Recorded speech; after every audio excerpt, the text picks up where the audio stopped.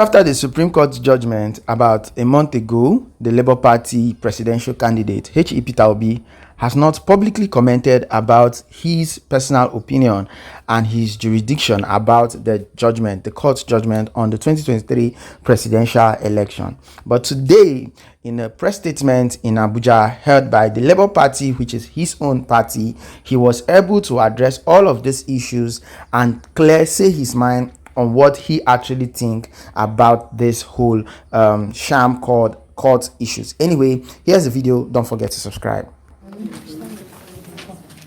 Fellow country, men and women, gentlemen of the media, welcome to this press conference. Kindly permit me to make some few remarks on the recent ruling of the Supreme Court, the highest court in Nigeria. About a fortnight ago, I was traveling abroad on a prior-scheduled engagement when I received a notice of the Supreme Court that they were delivering judgment on the 26th of October 2003 on our challenge of the ruling of the Presidential Election Petition Court. That judgment has since been delivered as scheduled. The leadership of Labour Party has already pronounced its position on the judgment. As someone who has previously benefited from the rulings of the Supreme Court on electoral matters, I have, after a period of deep and sober reflection, decided to personally and formally react to the recent judgments as most Nigerians have. Because we are confronted with very weighty issues of national interest, I will speak forthrightly. As a young student at CKC Onitsha, we were taught values and admonished to always choose harder rights instead of easier wrong. Certain legal issues aside, the Supreme Court exhibited a disturbing aversion to public opinion, just as they abandoned its responsibility as court of law and policy. It is therefore with great dismay that I observe that the court's decision contradicts the overwhelming evidence of election rigging, false claim of technical glitch, substantial non-compliance to the rules set by INEC itself, as well as matters of perjury, identity theft, and forgery that has been brought to light in course of this election matter. These are hefty allegations that should not have been treated with levity. More apparently, the Supreme Court's judgment willfully condoned breaches of the Constitution relative to established qualifications and parameters for candidates in presidential elections. With this counter-if judgment, the Supreme Court has transferred a heavy moral burden from the courtroom to our national conscience. Our young democracy is ultimately the main victim and casualty of the courtroom drama. Without a preparation, this judgment amounts to a breach of confidence Nigerians have in our judiciary. To that extent, it is a show of unreasonable force against the very Nigerian people from whom the power of the Constitution drives. The Supreme Court's ruling may represent the state of the law in 2023, but not present demand for substantive justice. The judgment missed principles and precepts. Indeed, the rationale and premise of the Supreme Court judgment has been clearly brought to light by deep, revealing, and troubling valedictory remarks of Honorable Justice Musa Datijo Mohammed, JSC, on Friday, 27th, 2023. In disagreeing very strongly with the ruling of both the Presidential Petition Court and the Supreme Court on the outcome on the 25th February presidential election, as declared by the Independent Electoral Commission, as Democrats who believe in the rule of law, we recognize that the Supreme Court is the end stage of our quest for legal closure on this matter. As a party and candidate, Daddy and I have now exhausted all legal and constitutional remedies available to us. However, this end is only another beginning of our quest for vindication of hope of the common man for a better Nigeria. After all, sovereignty belongs to the people, even for historical purposes. It belongs us to place our disagreement with and deep reservation about this judgment on public record. We have long been aware of how weak the national institutions have negatively affected our democracy. This year, 2023, has been quite remarkable and revealing. INEC displayed incompetence in the conduct of its statutory duties. The judiciary has largely acted in defiance of the constitutional tenets, precedents, and established ground rules. Political expediency has preceded judicial responsibility. A mechanical application of technicalities has preceded pursuit of justice and fairness. Both INEC and Supreme Court, as referees, respectively, shifted the goalposts in the middle of the game. Where the value and import of INEC and recent Supreme Court ruling ends is where our commitment to a new Nigeria begins. Our mission has been more about anchoring a new Nigeria, and it remains unchanged. It is a nation where things will work, where the country will be led from its present waste and consumption orientation to a production-driven economy. Our commitment is to a nation anchored on principles of prudent management of resources, to quickly pull millions out of multidimensional poverty, ensuring transparency and accountability in equitable distribution of opportunities, resources, privileges. In the new Nigeria, we aim to address unmet needs by showing compassion for all those left behind by the present system. Going forward, we in Labour Party and the Obidient movement are now effectively in opposition. We are glad that the nation has heard us loud and clear. We shall not expand the confines of our message of hope to the rest of the country. We will meet the people in their places where they feel pain and answer the needs for hope. At marketplaces, motor parks, town halls, boardrooms, university and college campuses. We will carry and deliver the message of a new Nigeria. As stakeholders and elected Labour Party officials, we will remain loyal to our manifesto.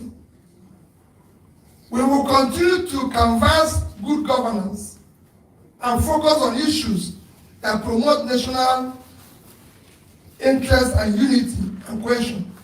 We will continue to give primacy to our constitution, rule of law, and the protection of other liberties. We will offer checks and balances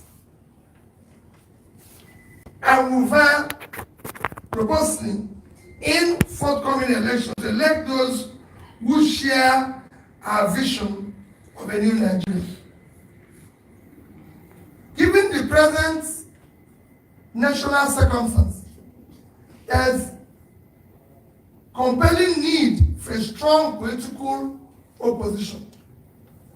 We shall therefore remain in opposition, especially because of the policies and governance modalities that we in Labour Party campaign for, especially the issue of reducing cost of governance, moving the country from waste and consumption to production, reducing inflation, ending insecurity, promoting the rule of law, guaranteeing the responsibility to protect and stabilize our national currency, are clearly not the priorities of the present administration, nor is it interested in achieving sustainable development goals.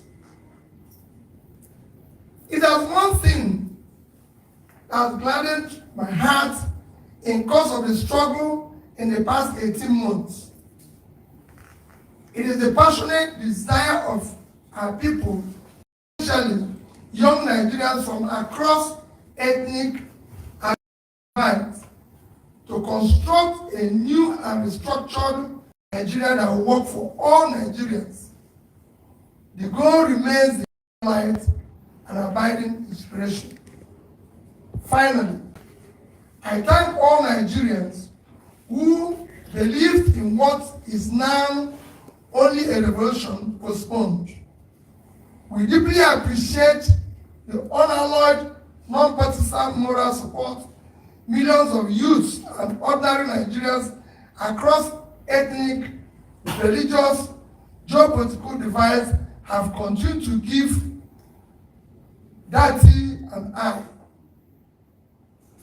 We extend our heartfelt gratitude to Nigerians who have supported this mission from the onset.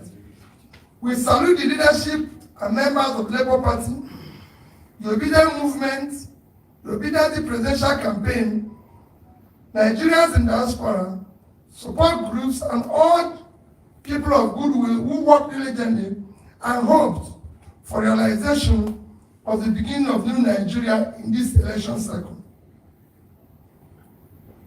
Nigerians who supported our cause have done so out of patriotism and their sincere conviction that our nation requires and deserves dedicated and visionary leadership who will lead Nigeria toward a brighter future. The energy and dedication of Nigerian youth and Obidient movement have been simply amazing. I appreciate and salute them. I want to assure them that this is not the end of our journey, but in fact, the beginning. Nigerians heard you, the world have taken note, and will not forget easily. We shall endure, persist, until we reach our destination, because new Nigeria is our destination. A destination is not an event. We thank in a special way our legal team.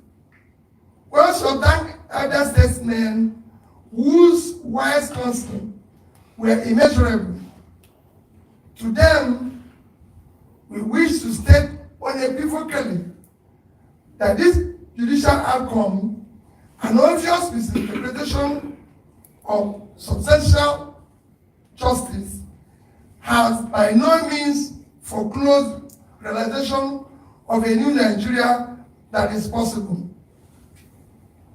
On personal note, I take pride and express gratitude to those who share our vision, who have exhibited rare courage to challenge the nefarious system, the genuineness of individuals, identities, and their defining and qualifying particulars up to the highest extent allowed by law.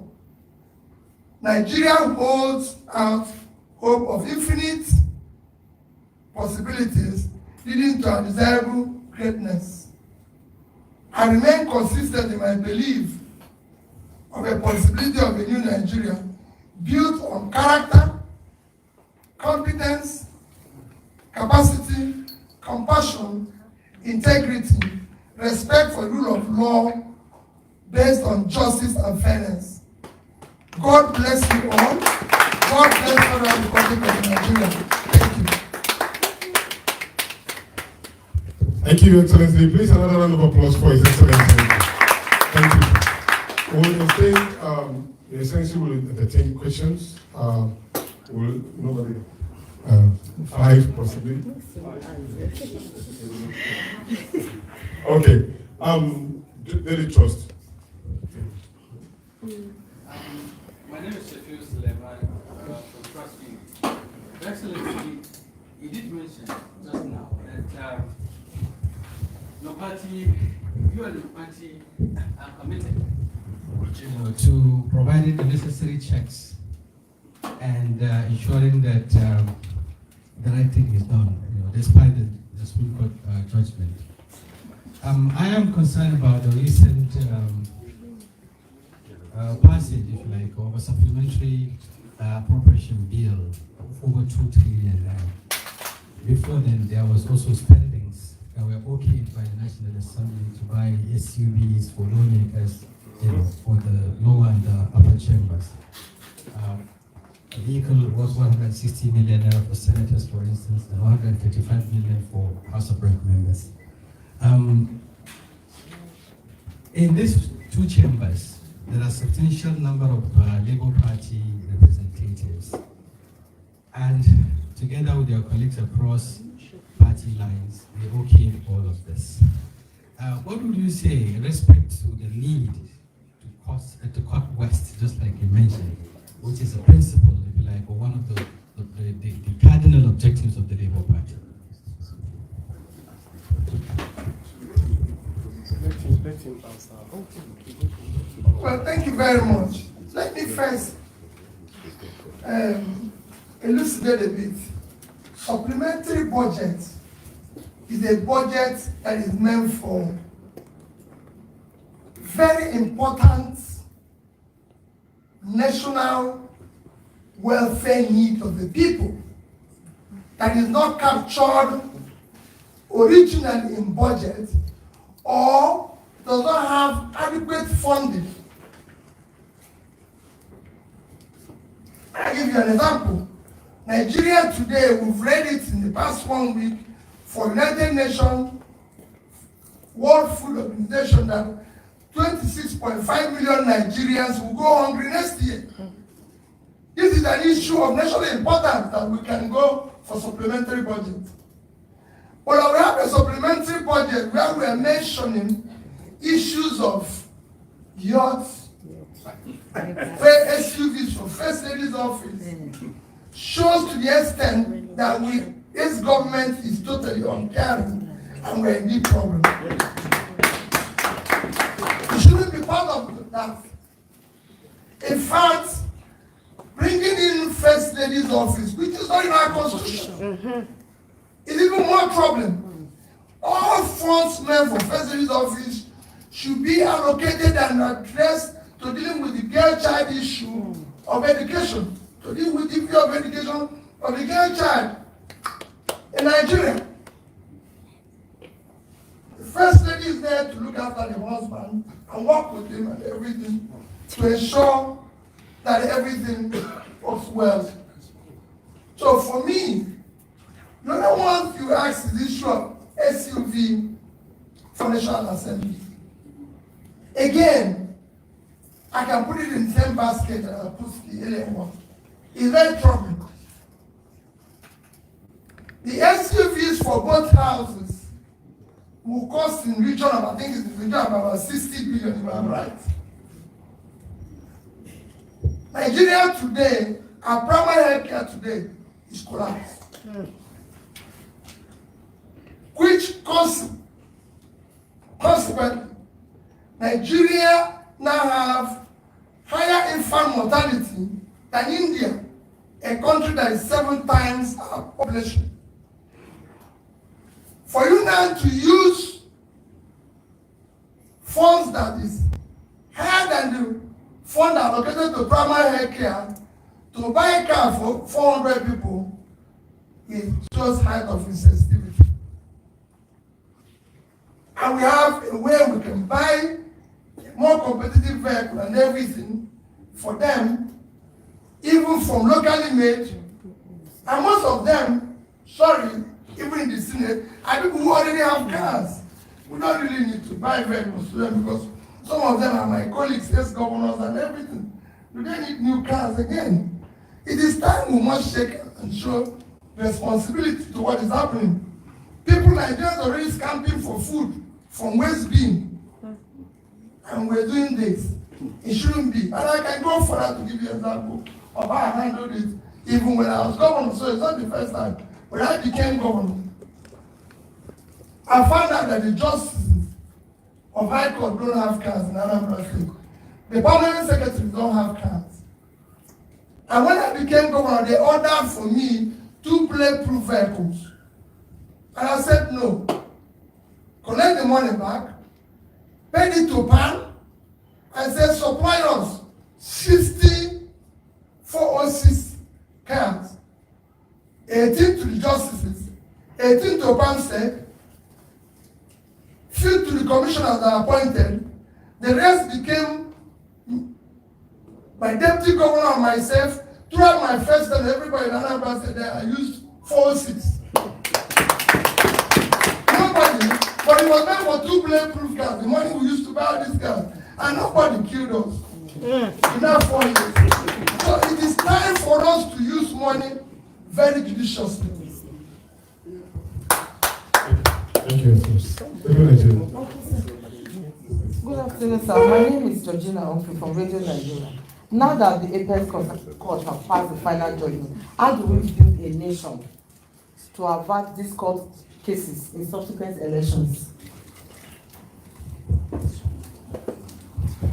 Well, as you can see, everybody has done now that all institutions are broken down. Like it's been now shown, it is now for all of us to work hard together to ensure that we save the country. Those who are in office should do the right things. Those who are in opposition should ensure that the right things are done. And we'll do so on our own part aggressively.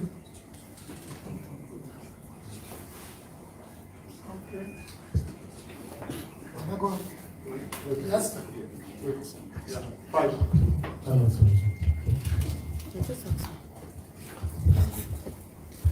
Your Excellency, my name is Friday. I work for Channels TV.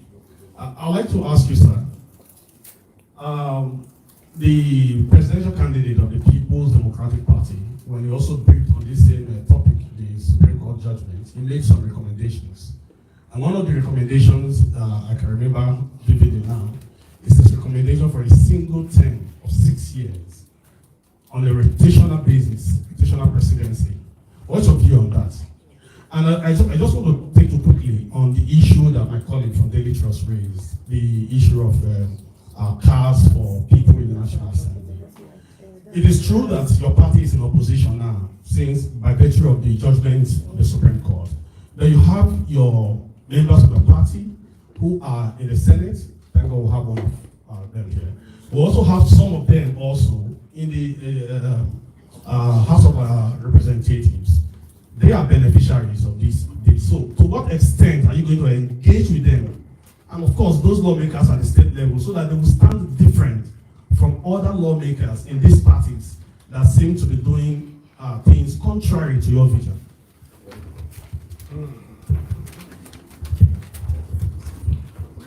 Let me start with the issue of Labour Party members in the House. I've actually discussed this issue with them. Surprisingly, I can tell you, I heard that these vehicles are official cars. And I don't know, they have to use it. It's meant for official vehicle. So it's not as if it's their vehicle, that it's meant for official cars and everything. Because you can pay for it and say, listen, if it's your car, you return it or do something. But they said it's official cars. And that everybody is meant to do it. You are meant to use it while you're in the Senate. But you know how things work here. It's not going to be like that. But, so, what I say people is that it would be if Labour, if we were in office, nobody would have contemplated such. And that's what we want to go for. Because it is not enough to do the wrong thing and then start correcting it, but it shouldn't even be. Just like people are saying, oh, maybe the issue of young have withdrawn, or this one, it shouldn't even be mentioned in the first place, because it touches the sensitivities of people to do that. On the issue of the single term, we campaigned vigorously on the issue of restructure and reform. So that is clear. And that would have included so many amendments to make this constitution be a workable and functional constitution that will be productive for Nigeria. Including in that would have been issue of single tenure. I thank Vice President Abubakar for his position and his commitment to ensure that things work better going forward in Nigeria. But I disagree slightly. I will go for 5-year tenure, which will go for 30 years rotational for 5-year tenure. And I'll still campaign for one thing. If we cannot go back to the issue of parliamentary democracy, we must have a policy system that will allow our leaders elected, whether prime minister or president, to be able to be part of the legislation, especially to answer questions, maybe presidential question time or prime minister question time, instead of hiring surrogates and people who are not elected, who have nothing to be stories. We want to hear from the people we elected now. And that is critical. It's very important. We cannot continue with this way where we are now, where people have outsourced leadership.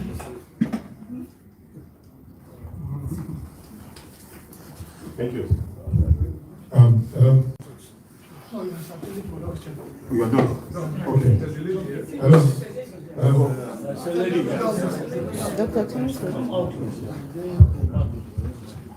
All right, good afternoon, Your Excellency.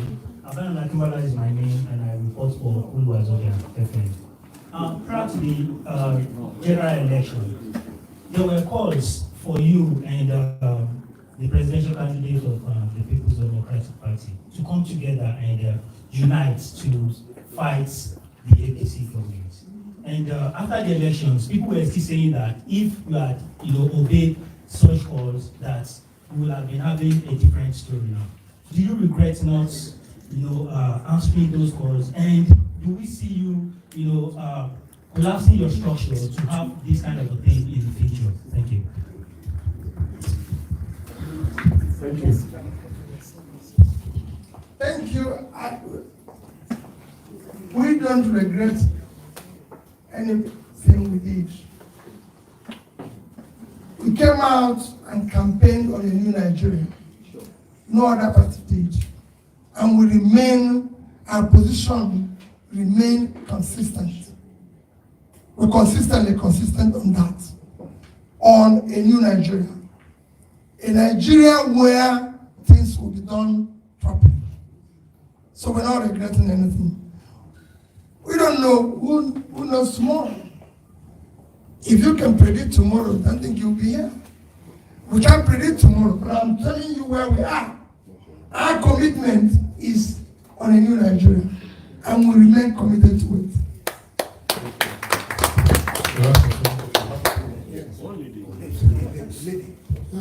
My name is Gubernatorial, East Nigeria. You make an assertion to be a strong opposition to this ruling government. I say charity begins at home. First and foremost, I know that there's crisis in Labour Party. Even the chairman states there's crisis in Edo. From what we have read so far and what we have seen so far, how do we intend to reconciliate everybody across the country so that you can have a viable opposition? Okay.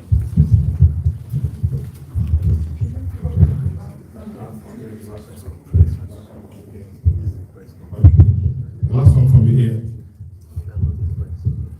My addition is that since you have exhausted all the legal means to reclaim the mandate, many of your supporters, the young Nigerians, they are tired, thinking that is it going to remain like this with the way the Supreme Court, the Court of Appeal, Tribunal has settled this situation.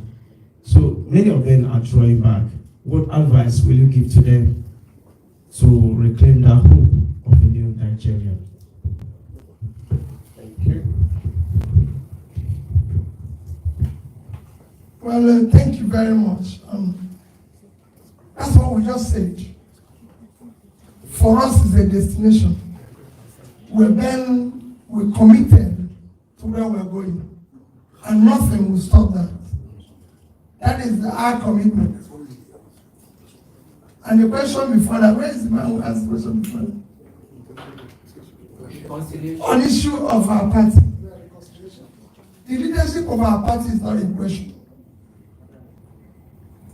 Like it is in every system. Especially, these are the troubling things that is happening in Nigeria, where people are trying to bring in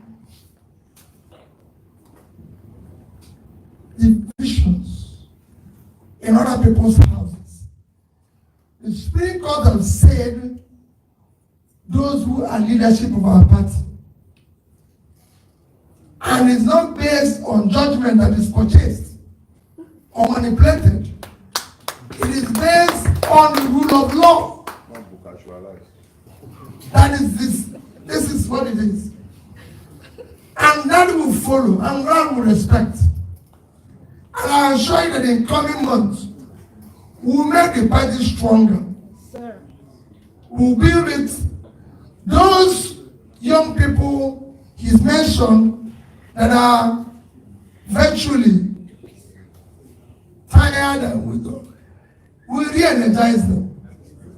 We'll make sure that they walk down the road. We'll make sure that we carry them along to our destination. We are committed to it. Labour Party, the Obidient movement, everybody will come out of this stronger, better, more committed to a new Nigeria.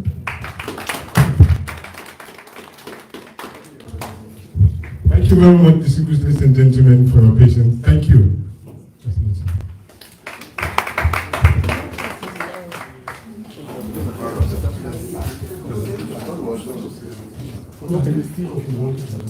Okay, Your Excellency has graciously extended the question. Okay. Good afternoon, Your Excellency. My name is Dixon Irebu. I anchor Nigeria right now on AIT.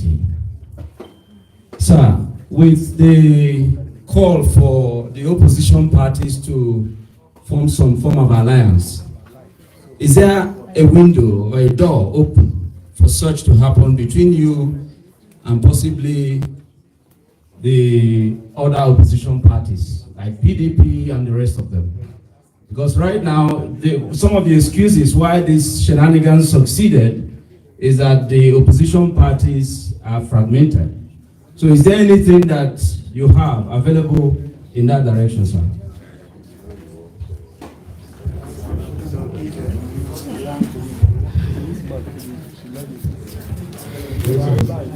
You people are like, Well, I think I've answered that question. The future is dynamic.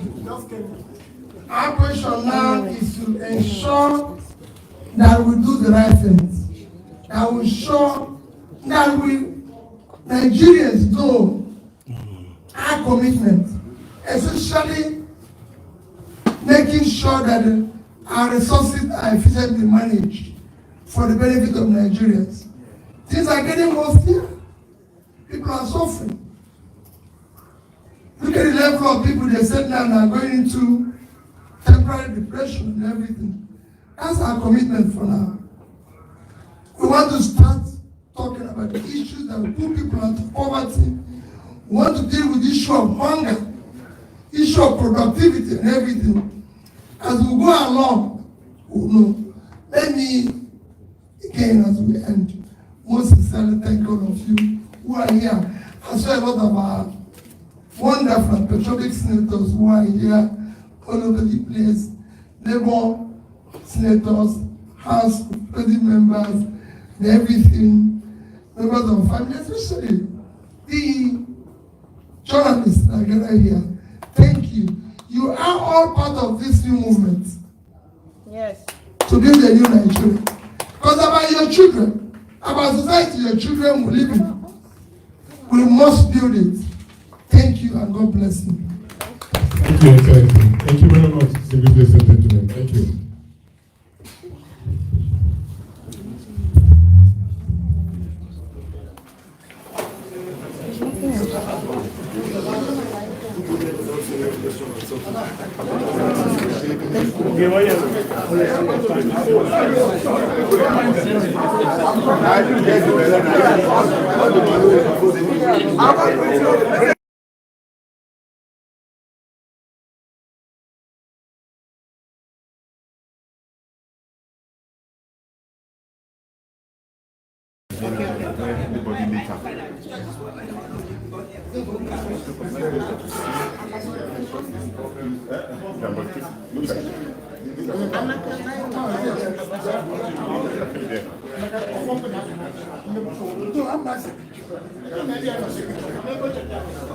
Good afternoon, everybody. We'd like to welcome you all.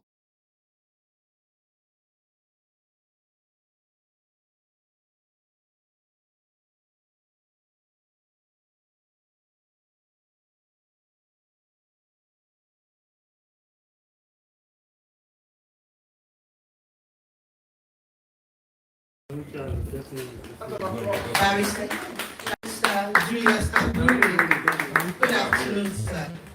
Thank you so much. Also, we have with us Senator Ireti Kingibe, our Labour Party. Oh, but we can do much better than that. Thank you very much. We have with us Ambassador Joe Keshi, High Chief Ahmed, Alade Audi Mohammed, our campaign manager for the North. We have with us Professor Onyeme. Good afternoon, sir. Ambassador Laraba Buto, she's here. So please, if I didn't mention your name, please pardon me. Gentlemen of the press, you are all very welcome in our midst. Pardon me, sir. We also have Senator Victor La in our midst and in our presence this afternoon. Thank you, sir. Huge omission on my part. And of course, our spokespersons are here ably represented. Thank you. Dele Farotimi for being here. SAN. Thank you. Maybe soon. So Barrister Dele Farotimi is here, and our DG for the campaigns is here.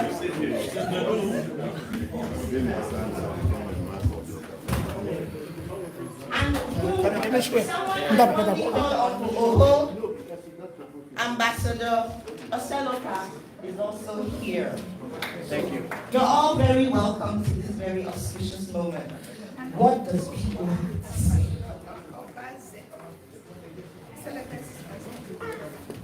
So I stand corrected. Ambassador Oseni is his first name.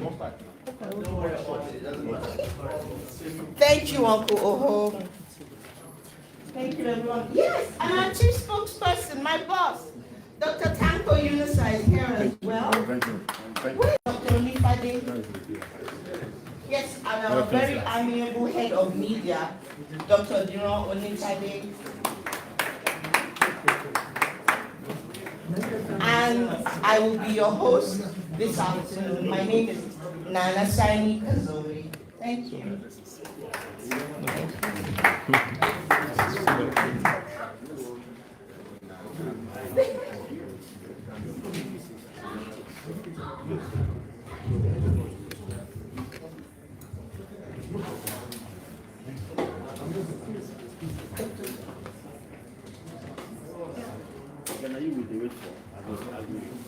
I will find you for coming later.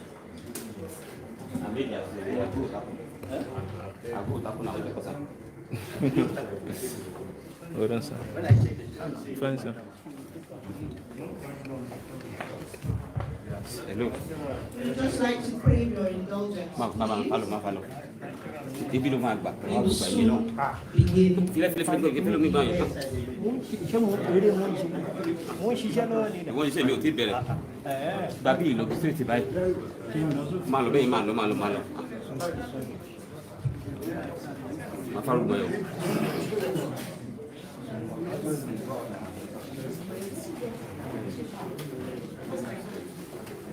Malo.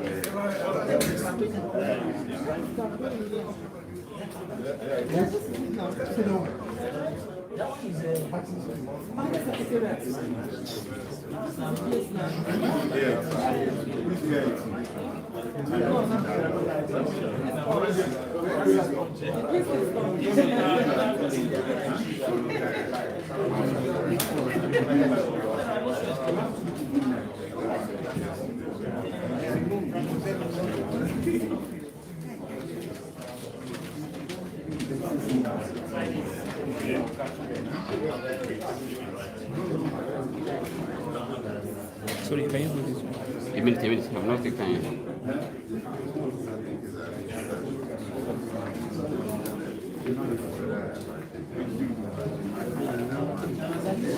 I have just been informed, and I have just been notified that we have with us Barrister Ken Imasuagbon, Riceman, the Edo Gubernatorial aspirant. Good afternoon, sir. You're very welcome. Thank you.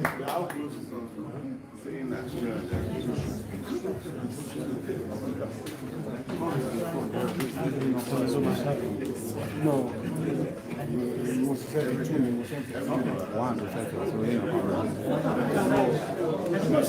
Yeah, that's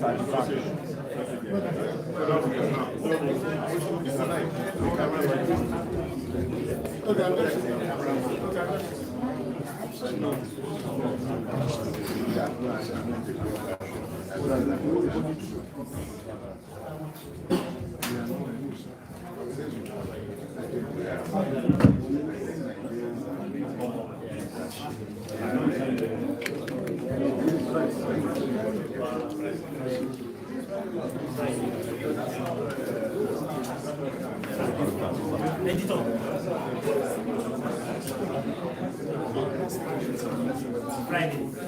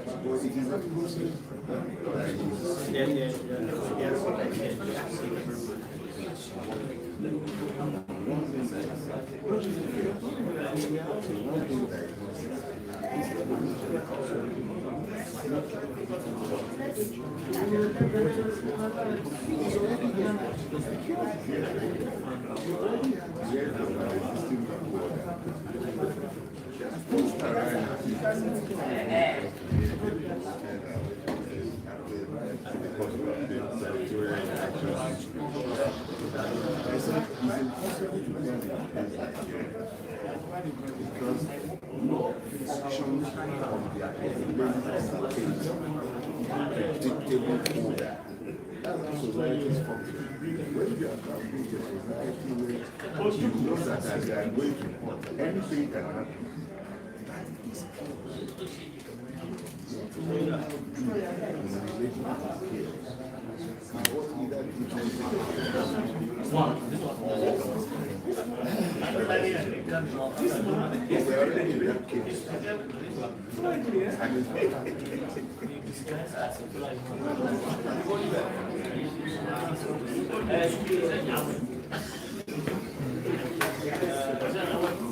beauty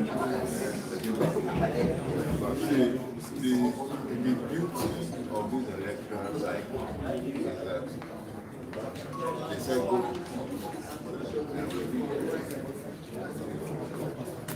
No, but it was necessary that the country be itself.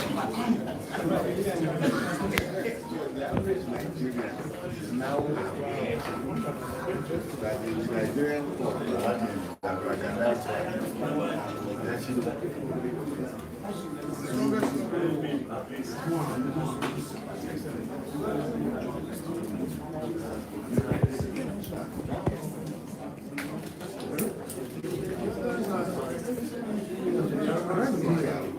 Yeah, here.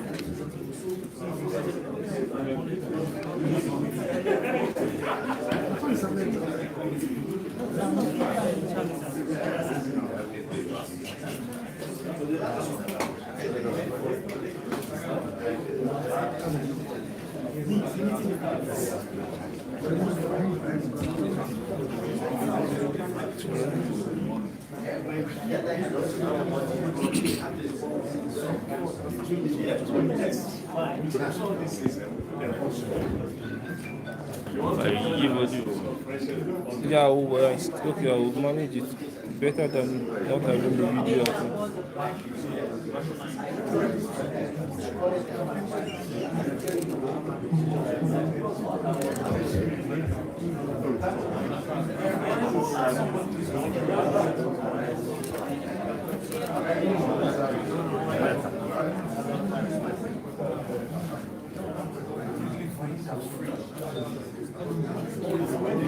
Are you using your tripod? No, that one is not my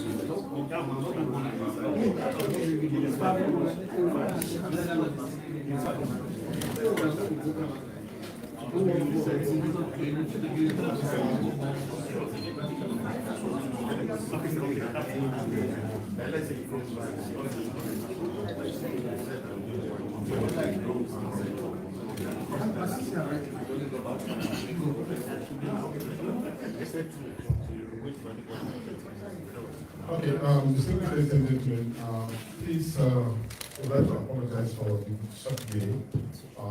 We'll start in 2:30. This is about 2:20. So just give us like 10 minutes, please, distinguished gentlemen. We'll start. His Excellency and the Vice Presidential candidate of the Labour Party are all. So just exercise a little patience, please. Thank you very much.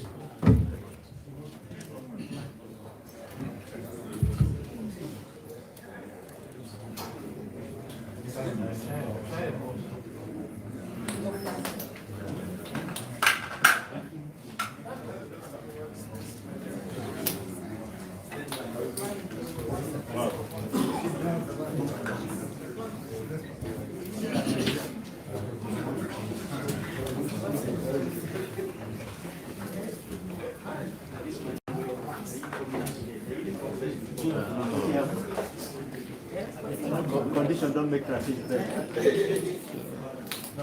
Eh? Condition don't make traffic break. Don't worry. This is where they run from the middle of the house.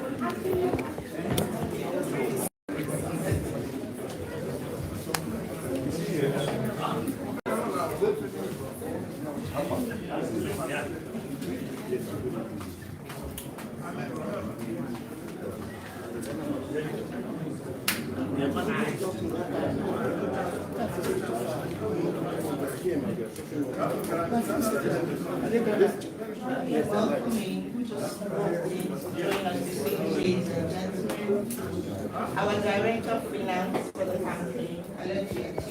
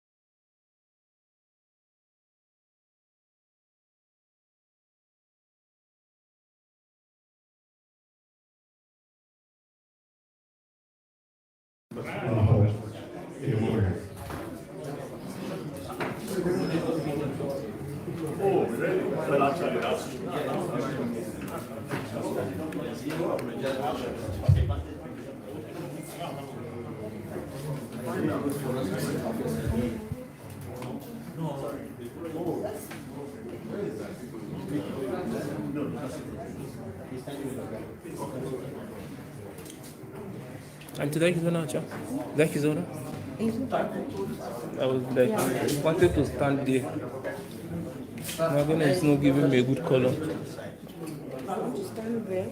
Close to you. Hope there's no problem. Yeah, I want to stand close to you. Hope no problem.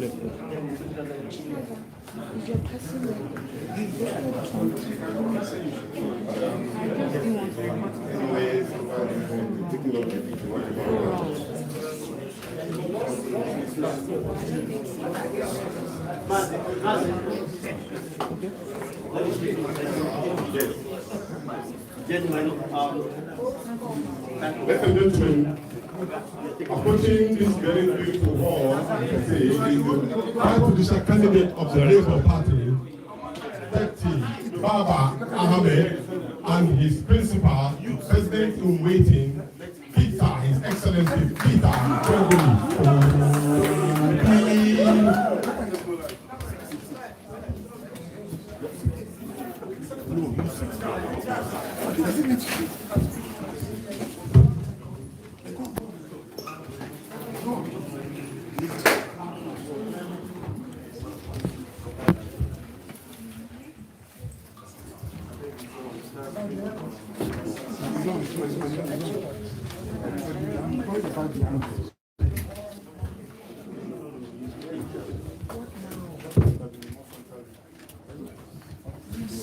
Yes, can hear you.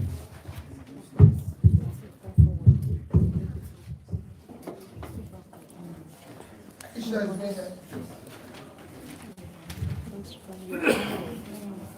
You might